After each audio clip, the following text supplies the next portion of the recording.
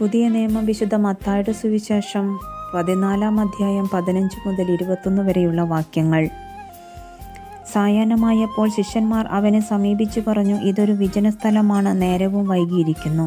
ഗ്രാമങ്ങളിൽ പോയി തങ്ങൾക്ക് ഭക്ഷണം വാങ്ങാൻ ഈ ജനക്കൂട്ടത്തെ പറഞ്ഞയക്കുക. എന്നാൽ യേശു പറഞ്ഞു, അവർ പോകേണ്ടതില്ല, നിങ്ങൾ തന്നെ അവർക്ക് ഭക്ഷണം കൊടുക്കുവിൻ. അവർ പറഞ്ഞു, 5 അപ്പവും 2 മത്സ്യവും മാത്രമേ ഇവിടെ ഞങ്ങളുടെ പക്കലുള്ളൂ. അവൻ പറഞ്ഞു, അത് എൻ്റെ അടുത്ത് കൊണ്ടുവരിക. അവൻ ജനക്കൂട്ടത്തോട് പുൽത്തകിടിയിൽ ഇരിക്കാൻ കൽപ്പിച്ചതിനു ശേഷം ആ 5 അപ്പവും 2 മത്സ്യവും എടുത്ത് സ്വർഗത്തിലേക്ക് നോക്കി ആശീർവദിച്ച് അപ്പം മുറിച്ച് ശിഷ്യന്മാരെ ഏൽപ്പിച്ചു. അവർ അത് ജനങ്ങൾക്ക് വിളമ്പി. അവരെല്ലാവരും ഭക്ഷിച്ച് തൃപ്തരായി. ബാക്കി വന്ന കഷ്ണങ്ങൾ 12 കുട്ട നിറയെ അവർ ശേഖരിച്ചു. ഭക്ഷിച്ചവർ സ്ത്രീകളും കുട്ടികളും ഒഴികെ 5000-ഓളം പുരുഷന്മാർ ആയിരുന്നു. നമ്മുടെ കർത്താവായ മിശിഹായ്ക്ക്